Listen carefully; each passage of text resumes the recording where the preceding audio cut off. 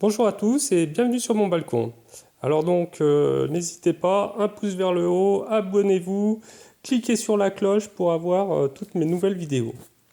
Donc, dans une précédente vidéo, j'avais expliqué comment récupérer du vitrage simple à partir d'une fenêtre double vitrage. Cette vidéo n'a pas rencontré son public, donc dans la vidéo suivante, j'ai essayé d'utiliser l'image de mon petit chat pour vous expliquer comment couper du verre. Vidéo qui fait également un bid phénoménal, et donc comme je l'avais prévu dans la vidéo précédente, je vais utiliser les moyens forts, c'est-à-dire je vais me dénuder pour attirer mon public sur cette vidéo où nous allons voir comment construire un aquarium ou un terrarium, où pour moi en fait ça va me servir de cloche dans mon jardin pour abriter mes plantations de courges les 2-3 premières semaines quand elles sont bien fragiles et éviter qu'elles se fassent manger par les limaces. Donc pour voir mon joli corps d'esthète, rendez-vous à la fin de cette vidéo. Allez, à tout de suite.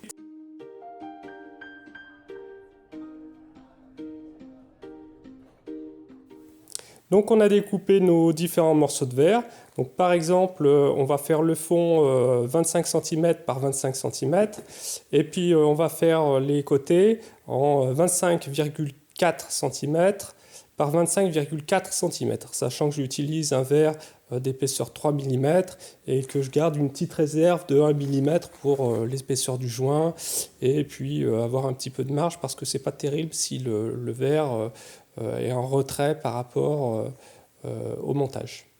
Donc la première étape, je colle des bandes de scotch de masquage. Je le fais là pour les besoins de la vidéo et pour vous montrer comment faire pour un terrarium ou pour un aquarium. Pour mes autres cloches de jardin, je ne me suis pas embêté, j'ai pas passé cette étape. Ça fait un peu plus moche et puis c'est pas très facile à nettoyer après le silicone en trop. Mais pour une cloche de jardin, ça n'a pas vraiment d'importance. Ça fait gagner le prix du scotch de marquage et le temps de découper le scotch de masquage. Pour que les coins soient bien rectangulaires, ce que je fais, c'est que je laisse dépasser le scotch de masquage et ensuite je redécoupe avec un cutter pour faire des angles bien propres. Là où on va déposer le silicone, il faut laisser une bande assez importante. Et puis là où le côté va venir se coller, eh bien on met une bande beaucoup plus fine. Pour les côtés, ça va faire 3 scotch, vu que vers le haut, il n'y aura pas de collage. Et puis pour le fond, il va y avoir 4 scotch tout le tour. Et donc sur le fond, il ne va pas y avoir de silicone déposé. On va déposer le silicone uniquement sur les côtés.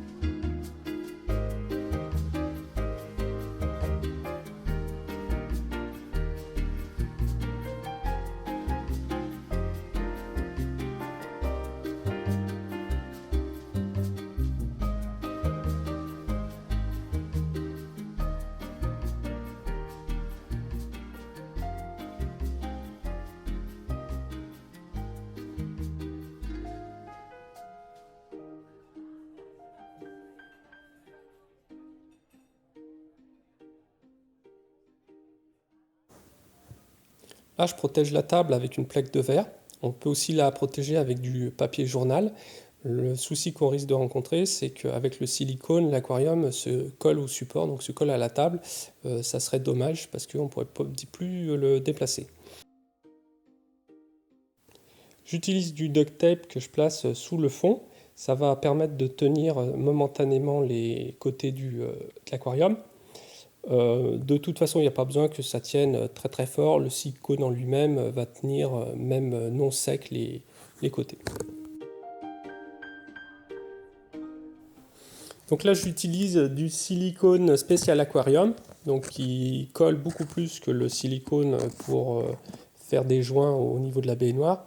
Donc j'ai suivi le lien Amazon de la chaîne Le Poisson Rouge de Annie Roy, parce que ça lui permet de gagner quelques centimes et ça l'encourage dans ses vidéos qui sont très intéressantes. Donc je mets 2 traits de silicone au niveau des côtés, un trait sur le montant droit et un trait sur le fond.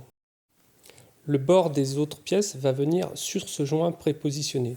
Ça veut dire que le fond va être entouré par les côtés. C'est pour ça que le fond a une dimension plus petite que les côtés. Donc je fais ça pour les 4 côtés. Je positionne ma colle en essayant de faire un joint bien régulier. Essayez d'en mettre pas trop. Moi j'en mets toujours beaucoup trop quand je fais ce collage. Il y en a en fait besoin de très peu. Le problème de ce silicone d'aquarium, c'est son prix. Si je devais en racheter pour faire des cloches pour mon jardin, probablement que je commencerais par essayer de coller avec du mastic acrylique. Si vous avez des idées pour avoir du mastic ou de la colle silicone moins chère, laissez un commentaire.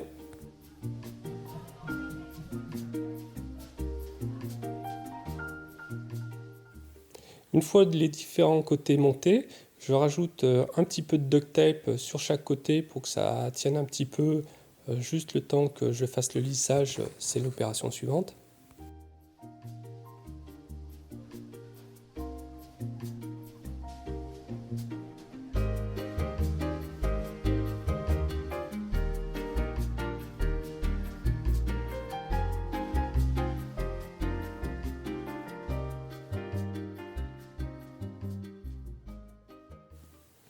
Donc là, je lisse les joints en utilisant des gants en vinyle.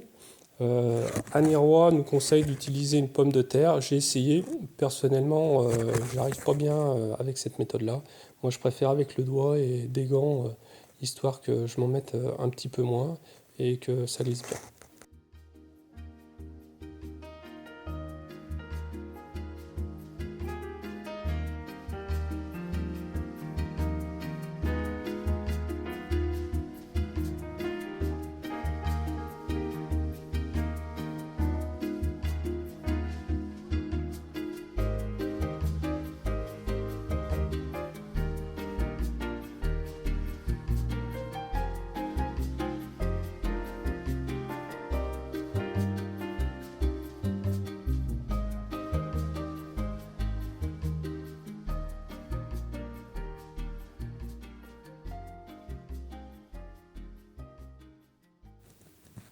Donc sans attendre que le silicone sèche, on enlève les scotch de masquage en essayant de ne pas trop faire bouger les côtés.